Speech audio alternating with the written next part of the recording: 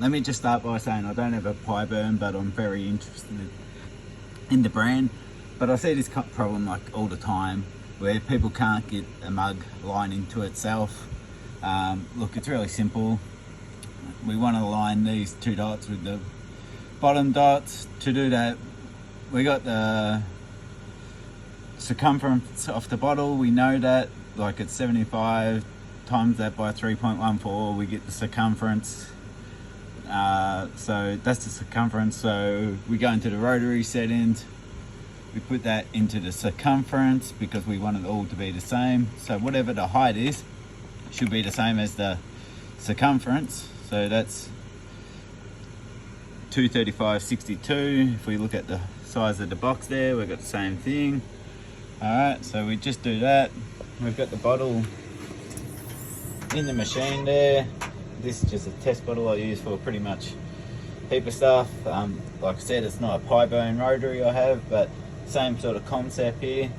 To get it aligned, you don't want anything touching it while it's spinning around. If something touches it, it's going to move it. If nothing touches it, it's always going to come back to the exact same spot. So we'll just run this job and I'll just show you, and then I'll show you even without it set properly that it still works, even if it's not parallel. So I'm just going to run this job. I'll just come over, hopefully it won't take too long.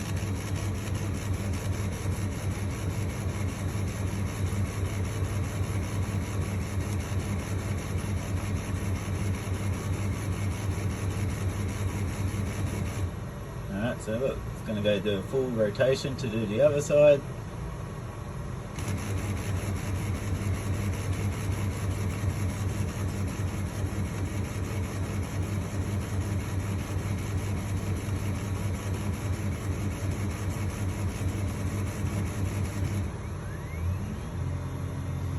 Spin back around. It just needs rotated here because it was on the backside. But we have a look at that. Lines up perfectly. Now people say, oh, maybe it's not parallel with the x-axis, but watch this. Watch this. Definitely not parallel now. I've probably thrown it out quite a bit there. We'll run the same job. It will come back to the same spot because that's what a rotary does like this. So we'll just run that again. Like that's crooked AF, but you know, for the purpose of this demonstration, it's going to come back to the same spot.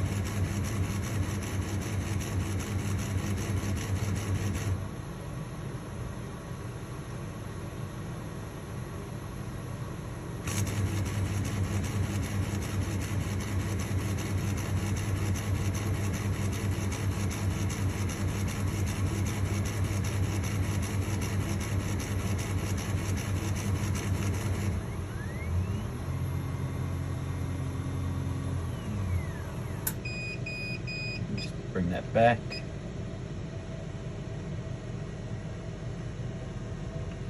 Look at that. Probably needs a little clean up, but it lines up exactly the same. It's not whether it's parallel. All it is something halfway through the job, especially the back wheels, is touching the bottle there and moving it out of position. And that's why it's not working. If you don't have the back wheels there, it's going to be locked into that chuck and stay in the same spot all the way. Even like here, as another demonstration, look, I've got the bottle on there, big angle, look. This is really exaggerated. Actually, I'm probably going to even hit the nozzle there. We'll just do a quick safety check here. Just make sure it's not going to hit. Oh, yeah. How's that? Barely touches. So I'll just get it to a spot where it's not going to wreck my lens. Let's say there, it's about there. That's down a little bit.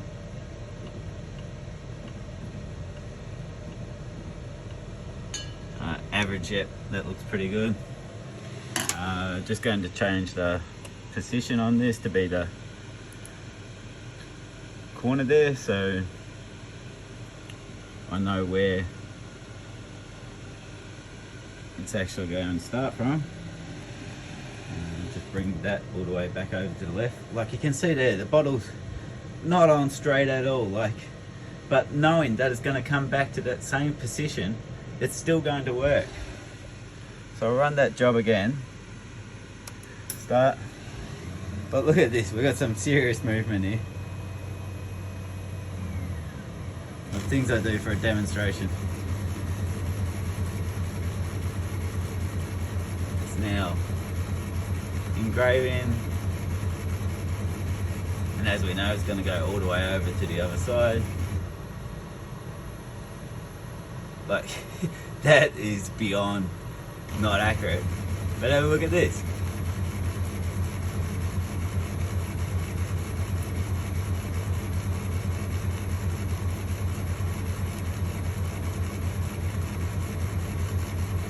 It's come back to the same spot because it's on a chuck. It is not going to change as long as it's locked into that chuck properly and the bottom isn't going to tap against anything.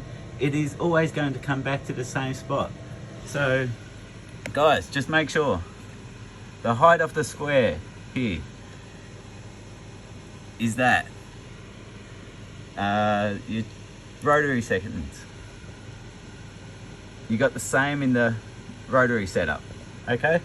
And just another thing, like people worried about this figure, maybe it's not completely accurate, but I just want to show you something. Like what I'm going to do is say it's a 300 mil circumference, which we know it's not, but this is just for a demonstration here. 300 there. I'm going to make this square 300 as well, this rectangle. So that's 300.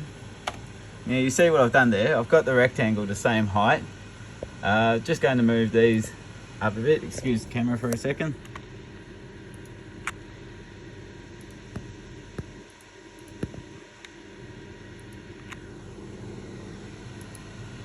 Excuse all my crap. This is middle of a few different jobs here. So all I've done, changed the rectangle there, 300 in the rotary setup. I've got 300. Just gonna stick this back to being back on properly, so it's not so damn off. Yeah, that looks pretty good. Like I'm not doing exactly, but you can see there. Get the focus a bit better. Like I've got stuff everywhere. It's not even straight, but I don't care. Alright, that's good enough. We'll bring it back. Alright, so it's in the start position. Like I said, guys, we've got 300. Now, that's not the circumference of the cut, but watch this. We'll start this. It's just going to do one end first. Here it goes. It's spun around because it thinks it's 300. But look, those lines won't be as long because it's thinking it's 300, but we're not going that far. So it does that. Spin around. Watch this. Watch this. Look, it meets up perfectly. The only thing that has changed here is the lines per inch. As long as your template is the same as what you put in the rotary setup, it's always going to come back to the start. I see this multiple times. People think you have to stuff around with the calculations. It's as long as those two figures are the same, it's always going to come back. The only thing that changes is the lines per inch. Alright, I think I said enough. Alright, thank you. Bye.